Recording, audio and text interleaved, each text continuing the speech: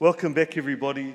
I feel incredibly privileged this morning to have the role of introducing Kumi Naidoo to you. It was about 20 years ago, I think, when I was about 3 years old. When Kumi and I first met, at that time he was the Secretary General of the Civicus, which is a large coalition of civil society organisations around the world dedicated to providing space for citizen voice and action. But his legacy and his commitment to progress, an equitable, socially inclusive world that deeply cares for our environment, and again in our culture we see the earth as our mother. How we nurture and care for one another has been Kumi's lifetime legacy. And so, brother, I'm deeply moved and privileged as a friend, as the Director of Amnesty International, to invite you to come and share your thoughts with us this morning. Ladies and gentlemen, Kumi Naidoo.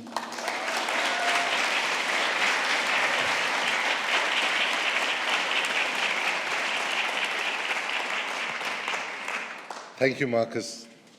I have to say I was very relieved with that introduction, because it was short and sweet and warm. I was recently invited to give a speech, and my speech was 10 minutes, and it took 15 minutes to introduce me. So I should start with a light reflection about my first time in this house, Rhodes House. It was the 4th of March, 1987. I was 22 years old. I was on trial for violating the state of emergency in South Africa, and I just fled South Africa into exile. I'd never been out of South Africa before, so I landed at Heathrow, and the immigration folks called the folks here at Rhodes House to say, "We got a guy here with a one-page thing that says he's got a scholarship to Oxford. Can you confirm it?" They confirmed it, thankfully. And I arrived there 6 months before I was supposed to start. And so I was told, take a bus to Oxford, and when you get to the bus station, take a taxi to Rhodes House. I'd never taken a taxi in my life before. So I get to Rhodes House. It was about 7 p.m. It was the first time in my life I encountered something called crotons. I'd never had the stuff you put in the soup. I'd never had that before. But the main thing is I hadn't slept for 4 days because I'd been on the run, and it was the anxiety and adrenaline of getting out of the country and so on. So they took me to the room, which was on the top floor. I believe there's about 10 rooms there, and I was the only person on this room, on this floor. So the curtains were far apart, and the curtains were drawn, and I was just exhausted. I collapsed. I thought, shoo, I've made it now, I'm safe. So I fall asleep at about 10 o'clock at night, and the night before, during the night, it snowed, right? And the spires were all caked with snow. So at about 12 o'clock a year, knock on the door. Because I had been on the run for the last sort of year, the worst thing to hear was a knock on the door. So I woke up with a shock, and a very nice woman walked into my room and said, "Sir, can I offer you some tea and toast?" I looked at her, I looked at the snow. So I'd never seen snow in my life before. I'd never been called sir before by a white or black person. I'd never been offered breakfast in bed before. For a brief moment, I thought I'd died and gone to heaven.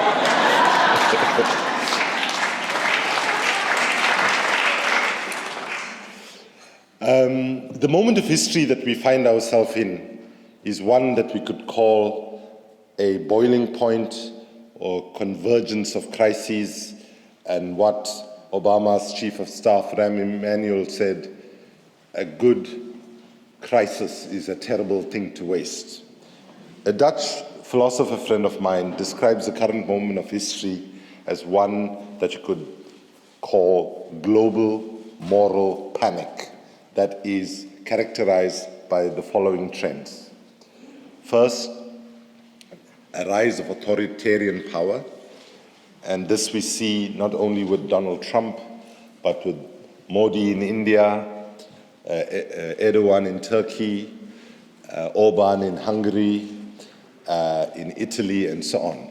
And if you look what is being planned to happen in the United States today, which is a mass raid on immigrant families that would ensure that children who are legitimately in the United States will be separated from their parents, and you start asking the question, what is the definition of fascism, which includes, amongst other things, undermining of the media, misinformation, dividing people on the basis of identity, undermining public institutions, and so on, we come to an uncomfortable conclusion, if we want to be brutally honest in our analysis, that we are seeing the rise of fascism in the world at the moment. The second trend is deepening oligarchic wealth. That is the deepening inequality that we see in the world, with the so-called 1% accumulating more and more, while the majority are excluded. Now, some of you might have heard of a congresswoman from New York, Alexandria Ocasio-Cortez, more known as AOC, who recently suggested that one of the ways to address deep inequality in the United States would be to increase the taxation level to 70% on those that earn more than 10 million a year.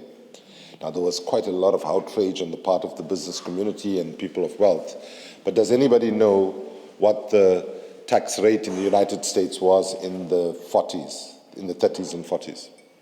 90%, right? It's not as for the top wealthiest. So essentially what we've had over the last, even if you are not somebody who wants to embrace the complete collapse of capitalism, and if you accept that capitalism with all its flaws is something that we have to deal with, even within the capitalist system, the question of taxation has been one that has gone significantly in a direction that takes us away from equality. The third is the rise of xenophobia, and the rise of xenophobia today is connected across the world in ways that we are ignoring at our own peril. So, for example, I was just in Australia and I heard about Steve Bannon's visit. I was in Greece and I heard that Steve Bannon was involved there. And I will shock you now by saying that I have a very, very strong agreement with Steve Bannon when, in a way in which I disagree with most progressives on this, when Steve Bannon says that culture follows politics, politics follows culture, culture does not follow politics. And in that, what we see in this movement of people away from the values of human rights, on anti-racism and so on, in the opposite direction, it is in fact a way in which the far right in particular have got extremely strategic in terms of how to actually shift people in their direction by using division, fear, and hatred to ensure that that happens. I mean, bear in mind, when Donald Trump announced his presidency in Trump Tower, he started up by, in his first statement, calling all Mexicans rapists. Or maybe there are few of them are okay, he said. But these three trends are then accompanied by the existential crisis of climate change.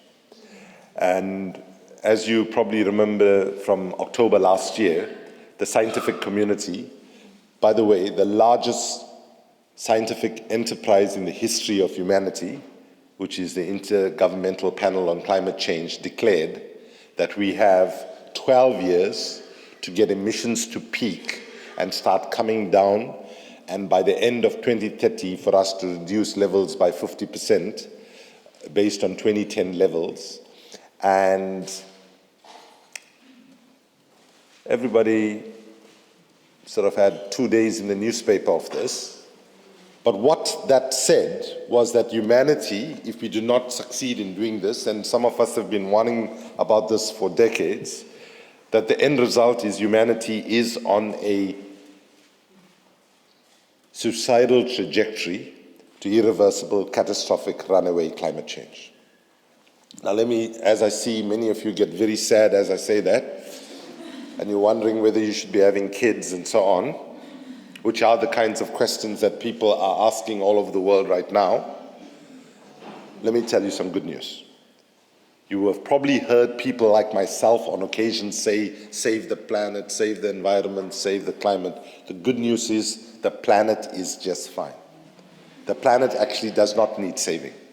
Because if we continue on the trajectory that we're on, we warm the planet up to a point where we are depleting our soil, where we are depleting our water resources, and the heat coming together with that means that we destroy the ability of humanity to exist on the planet. Because we cannot produce food, and those of us who come from hot climates already have a good taste of what is in store for us. So the end result of catastrophic climate change is we will be gone, the planet will still be here. And the good news is, once we become extinct as a species, the forests will recover, the oceans will replenish, and so on. So understand that the struggle to avert catastrophic climate change is nothing more and nothing less than securing our children and their children's futures. And where are our children today? Our children across the world, inspired by a young Swedish teenager, Greta Thunberg, are leading the fight on climate change. With the tagline, Fridays for the Future, they have mobilized millions of young people around the world, and on 20th of September, it's likely we will see the biggest ever climate mobilization where they have challenged parents to stand together with them and to say to our political leaders, it cannot be business as usual, nature does not negotiate, and you are playing political poker with the future of our children. Not simply with the political poker on the future of the planet, as many of us should say, because see, if Steve Bannon was in the climate movement, he wouldn't say the planet, because he would say, that doesn't resonate with ordinary people. He would say parents and grandparents. And by the way, I've been saying that before Steve Bannon said it, by the way. So, and I marched with the kids in London, a couple of months ago. And I can tell you, their slogans, their creativity and all is much better than even people in communications department of some of the biggest NGOs and advertising companies. So for example, two of the slogans they had was, as we walked past Downing Street, where the cabinet meets, two young girls picked up a sign saying, you can get better cabinets at IKEA.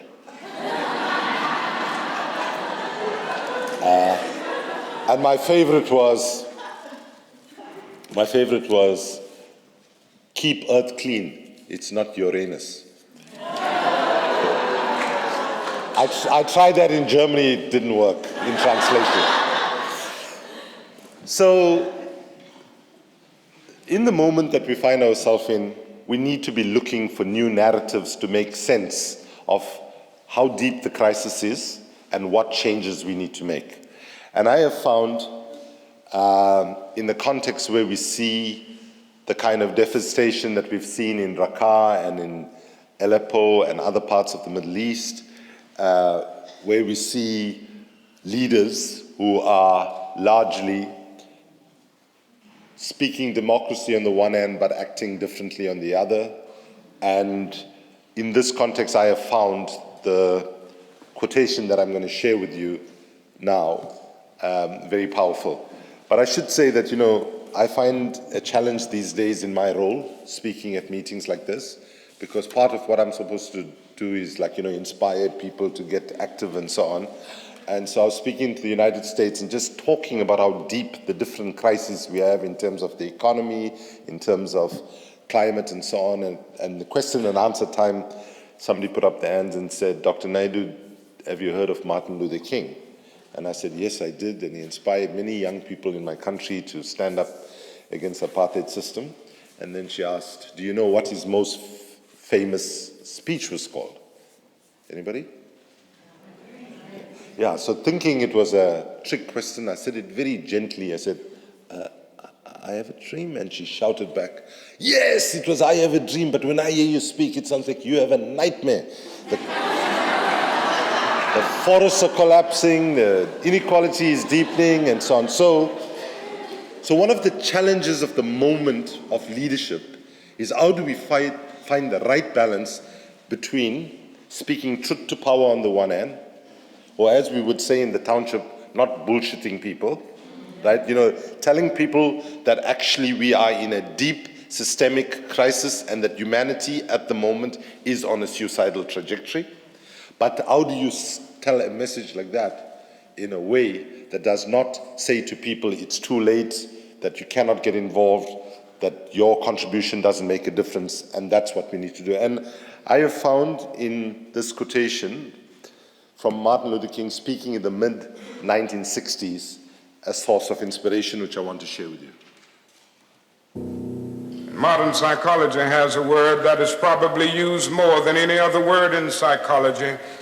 It is the word maladjusted.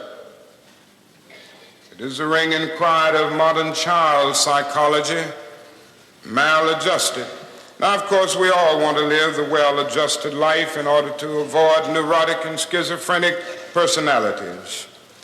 But as I move toward my conclusion, I would like to say to you today, in a very honest manner, that there are some things in our society and some things in our world for which I'm proud to be maladjusted. And I call upon all men of goodwill to be maladjusted to these things until the good society is realized. I must honestly say to you that I never intend to adjust myself to racial segregation and discrimination. I never intend to adjust myself to religious bigotry. I never intend to adjust myself to economic conditions that will take necessities from the many to give luxuries to the few, and leave millions of God's children smothering in an airtight cage of poverty in the midst of an affluent society. So I want to just repeat the last bit. I never intend to adjust myself to economic conditions that will take necessities from the many to give luxuries to the few when millions of God's children are smothering in an airtight cage of poverty in an affluent society. That was a verdict on the United States reality at that time. If it was valid in the mid-60s in the United States, it's 1,000 times at least more valid today. And it is valid across the world. In a longer version of the speech, he actually makes a call where he says, a call upon decent women and men around the world to come together to set up a new international association to be known as the International Association for the Advancement of Creative Maladjustment. So I want to suggest to you that what we really need today in the world is some serious creative maladjustment. We have adjusted to inequality that is immoral and indefensible. We have adjusted to an economic system that is measured in a way that is problematic and false. Let me say what I mean by that. The most powerful single number in the world is the GDP number, right? But GDP, as was said in a book by Lorenzo Fioramonti, a colleague of mine when I worked at Civicus, GDP, gross domestic problem, the world's most powerful number, because, for example, in GDP measurements, which is what drives us, if you chop down a forest, it's a positive tick for GDP.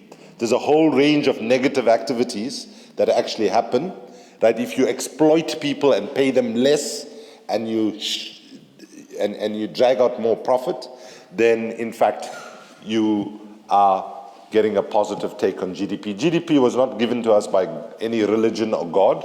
It was created by human beings. It hasn't been around forever and ever, amen. It was something that emerged in the 30s. So basically, this whole package of the way the economy has gone has to be challenged. Now, I had a very troubling moment in January, which I'll share with you, which is a personal moment, which I had with my daughter, Marcus Naomi. So I was at the World Economic Forum, and now you go to the World Economic Forum at Davos, every year they talk about inequality. They're all very concerned about inequality, right? So anyway, I go there and I'm on CNN and I get asked, so what do you think that the World Economic Forum can do to address inequality? So I said, well, I don't believe they can do anything to address it, because it was here that the narratives for deregulation, for lowest levels of taxation, of actually ensuring that we undermine the power of the state and so on has happened. And if you look at the response to the 2008 financial crisis, or even the 1997 financial crisis, the response was system recovery, system protection, system maintenance. But what we should have learned from these crises is what we need right now is system innovation, system redesign, and system transformation. So my daughter, who's 27, saw me do this interview, and she sends me a WhatsApp message saying, Dad, have you been reading my organization's website? You're sounding so much more progressive than I've ever heard you sound. It was quite humbling to have my daughter basically say to me, you're just a middle of the road guy. She works for an economic justice organization called the Sustainable Finance Lab.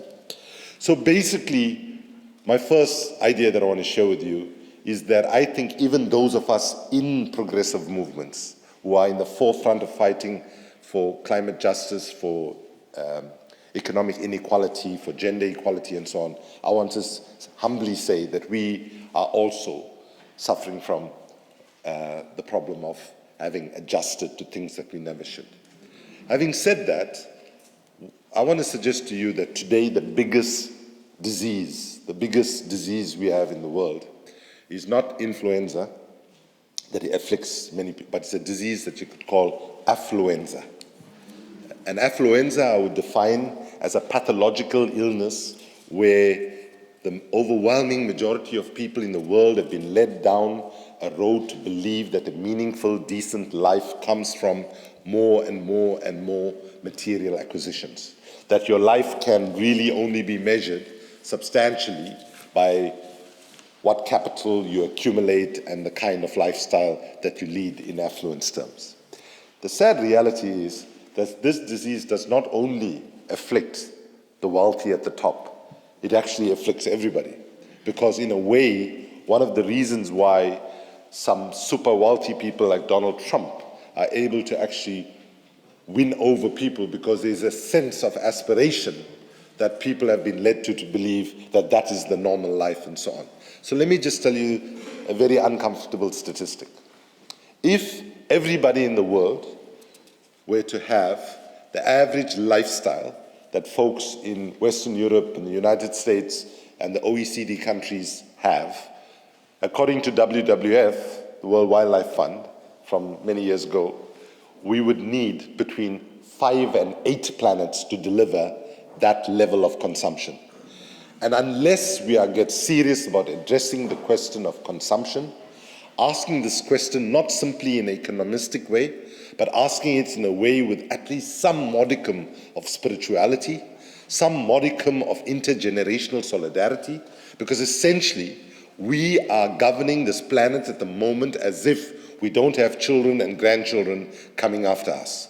We are actually basically issuing a mass death penalty to the future generation by our inaction.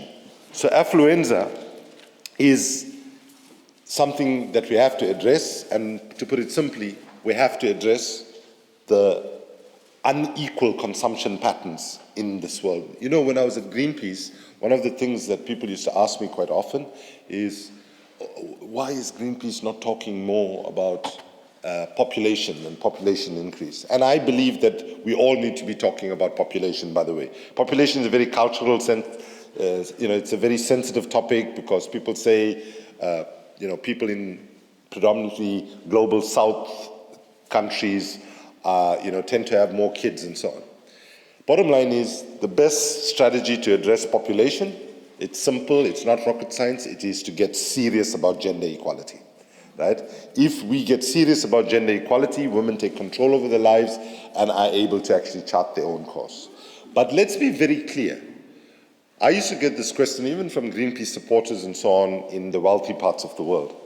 But I used to uncomfortably say to them, I've not done the absolute accurate calculation, but it probably takes about 100 kids in London to equal the consumption of one kid in Africa, at least. Okay, so to look at the question of population without looking at the question of consumption is a bit of a cowardly way of reading the situation that we're in. So how do we recover humanity right now? If you look at the collective challenges we face in the world, at the root cause you will see a deficit of empathy, moral courage, and unity. In short, a critical lack of humanity. The need to see humanity in the people that you have a difference with is a critically needed commodity today. So to those who think that it's okay to demonize the people that voted for Donald Trump or the people that voted for Brexit, let me say quite clearly, you're not being helpful. Unless we can see the humanity of the people that were influenced to vote in particular ways, unless we can see them as our mothers, our fathers, our brothers, and our sisters, we are being lazy as activists. Activism is not simply about going and trying to corral the people that already agree with you. Activism is about humbling yourself and going... Sorry, please don't clap, I only got 5 minutes left.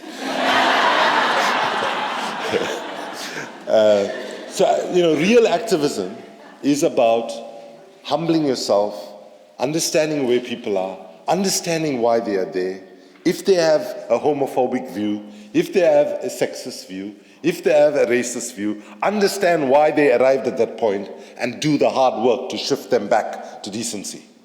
Right? Activism cannot be equal to simply convening, people together in different locations around the world and telling ourselves that we're on the right side of history and continuing to talk to each other, right?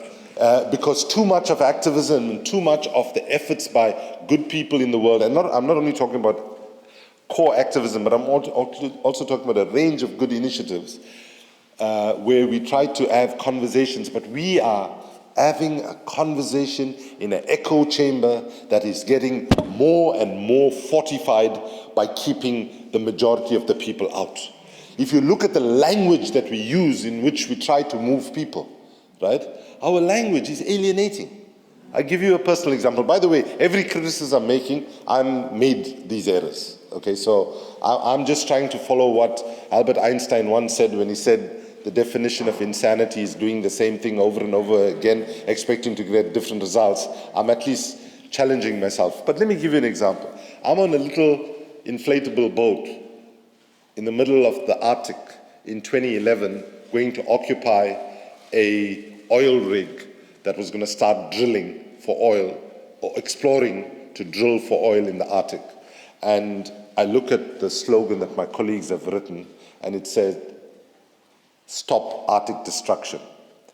And I'm like, in this very rough waters, I can't swim to... My brother went to national television in South Africa after I got arrested and said, I don't really understand what the issue about the Arctic is, but I know he must be deeply committed because he's a useless swimmer, and if he took a chance going to the Arctic, he must be really committed.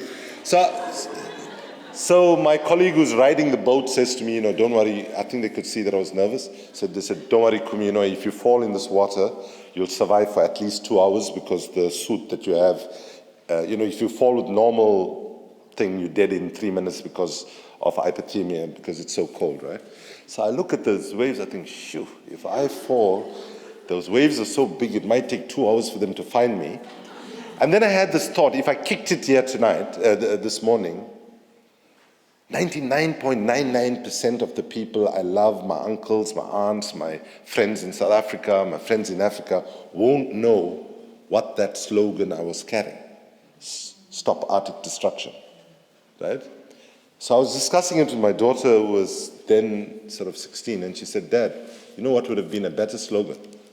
Save Santa Claus now. But think about it. Right? So when I raised it with my colleagues, they said, "Oh no, that's that's trivializing the issue. But when Donald Trump said, "Make America great again," it was simple, right? It was a dog whistle to basically saying to his base, "Make America white again." Because quite frankly, when I look at the United States, when you say "Make America great again," probably it means going and looking at the high quality of life that the indigenous peoples of the United States had way before European settlement. Maybe that's the time when America was the greatest. So basically, we have to get smarter about how we think about how we shift people right now. And we have to be clear that the problem we have was put well by a French sociologist in the 70s, a kind of guy that was on the boundary of brilliance and insanity, called Louis Althusser.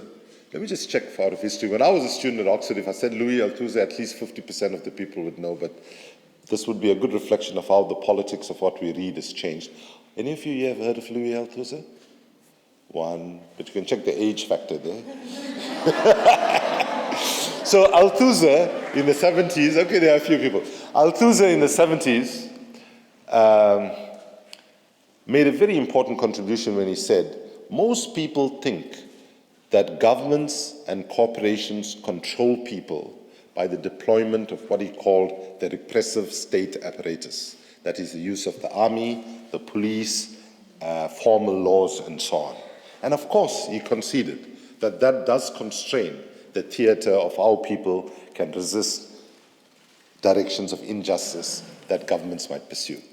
However, he said, the more insidious and powerful form of control is not the repressive state apparatus, but it is the ideological state apparatus, by which he meant the framework for religion, the framework for education, the social norms and cultures and patterns of acceptability in terms of how social norms play themselves out, and importantly, the framework for the media. And so today, when you look at a country like the United States, it is rare that the United States government needs to deploy its repressive state apparatus because its ideological state apparatus has got the people tied up in knots. Okay? I mean, 90% of the people 6 months after 9/11 happened knew very clearly that Saddam Hussein was not responsible for 9/11.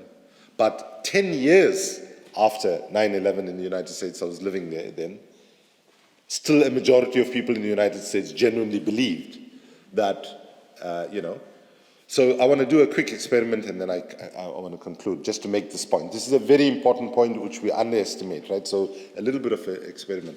How many of you have watched CNN International? Okay, keep your hands up. Now, how many of you who've got your hands up have watched CNN International think that CNN International is an ultra-left, left-wing, or ultra-liberal news source? Okay, almost nobody. Okay. You iffy? Few people are iffy, but nobody really thinks that they are ultra-left source. Now, in the United States, the people don't see CNN International. They see a watered-down version known as CNN or CNN Headline News, right? But within the political continuum in the United States, you got the Fox News on the far right, and you've got CNN on and MSNBC. Actually, MSNBC is supposedly more to the left, and then you've got CNN right next to it, and then ABC and so on in between, right? So think about it. A source that is seen as quite mainstream in international context is seen as left or ultra-left in the US context. So when you got 40% of the American people who are now addicted to Fox News, right? How do you, and that's the 40% that's sticking with Trump since day one. So if we do not get creative about understanding where people are in terms of their consciousness, how do they get there, and how do we shift them to decency, we are not engaged in activism. And I share with you something I learned when I was in my teenage years as an activist, where this was a wisdom that came out of the Philippines, which said, go to the people, live with them, learn from them. Start with what they know, build on what they understand, so that when the struggle is won, the people should say, we have done it ourselves. So I want to conclude with a story which is intended to be motivational, but it is sad. It's a true story, it's sad, so focus on the motivational side and try and not worry too much about the sadness. When I was 22 years old, when I was fleeing to this place, I had a conversation with my best friend at that time, a guy called Kumi Naidoo. And we were both fleeing into exile in different directions. I was 22, he was 22 and 6 months. He was a little bit older than me. And he asked me a question, Kumi, what is the biggest contribution we can make to the cause of humanity? I was 22 years old at that time. My friend Lenny was way ahead of me. So I just shrugged my shoulders and said, give our life. And he said, you mean going, participating in a demonstration, getting shot and killed and becoming a martyr? And now in South Africa at that time, that was happening on a every weekend type of situation, especially in my province where I lived. And I said, yeah, I guess so. And he said, that's the wrong answer. He said, it's not giving your life, but giving the rest of your life. Now, I have to tell you, my friend Lenny was like the only person who understood the intersectionality between social justice and environmental justice and so on. In fact, at that time, we believe quite confidently that he was only one of like 5,000 voluntary vegetarians on the entire African continent. He was basically way ahead of his time.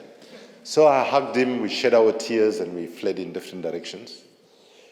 Less than 2 years later, while I was here at Oxford, I get the call that Lenny and 4 young women from my home city, Durban, were brutally murdered by the apartheid regime as they were crossing into the country from Swaziland. Their bodies had so many bullets in it, the parents couldn't even recognize them at the mortuary. So I had to think deep and hard about this distinction that he was making between giving your life versus giving the rest of your life. This is a very profound and deep distinction. What he was saying is that the struggle for justice, economic justice, social justice, environmental justice, climate justice, these struggles are marathons and they're not sprints. And the best commitment that those of us, like each and every one in this room here today, was had the privilege and the opportunity to understand that injustice and has acquired the abilities educationally and otherwise to contribute to the justice, to eradicating that injustice. The best contribution we can make is having the tenacity, the perseverance, and the courage to continue to push and push and push until success is achieved. Put differently, what he was saying is the struggle for justice is a marathon and not a sprint, right? And so I want to conclude in this way, and why I say it's an optimistic story is for each and every one of us in this room today, we have a simple choice. We can say that our life's work that lies ahead of us will be characterized by what I would call incremental tinkering and improvements, when what is needed right now is in fact substantial, systemic, and structural change. It is not to say that there is not a link, and a positive, creative, organic link between delivering projects and programs that serve communities at a grassroots level and so on. There is immense ethical and moral value in that. It is a good place to start. It's a bad place to finish. If we don't ask the questions, why is it that I need to do work to set up a shelter for women who are survivors of domestic violence, and we say, okay, the end result of that is create as many safe shelters and refuges for women, and we only do that, That's a problem. It's important we start there, but then we have to say, well, why are women landing up here? And usually the answer is that there's an absence of domestic violence legislation, there's an absence of training the police force, the judiciary and so on to handle these cases sensitively, and that's where the emphasis. So if we don't push for the policy changes and the governance changes that create the symptoms that most of us end up having to treat, and we don't ask ourselves about the root causes, we end up in a place where history will judge us badly, that we were called upon to have the moral courage to ask the difficult questions about how do we create an economy that is fair and just, how do we create a pattern of consumption that ensures that future generations can thrive on this planet, and how can we ensure that the injustices of the past, whether against indigenous peoples, women, people living with disabilities and so on, are addressed with seriousness. So to each and every one of you in this room, if you are anything like me, there will be many days when you wake up, read the news, and you feel desperately sad. I want to say to you, when you hit those moments, just remind yourself that the world would be even a more pessimistic place were it not for the work that each and every one of you are doing in the different contexts that you find yourself. There will be people who will try to demean and undermine the importance of your work because you are trying to push against the status quo and conventional thinking. But it is precisely when there is resistance that you know you are working. And now definitely my last sentence. I'll end with the one from Mahatma Gandhi when he said, first, actually there's contestation whether he really said it, but it works well, I'll still say that he said it. He said, first, they ignore you. Then they fight you. First they laugh at you. So I got it completely wrong. First they ignore you, then they laugh at you, then they fight you, and then you win. For Amnesty and for many other organizations, because like Amnesty, I've got people in chairs of boards in prison, executive directors being harassed and put on trial, offices being raided, and that's the story of the majority of civil society organizations around the world, including in the United States and Europe right now, right? So the good news is they're not ignoring us, they're not laughing at us, and the fact that they are fighting us so hard, if Gandhi and whoever really said that quotation were right, then let's hope we are just one step away from winning. Thank you very much.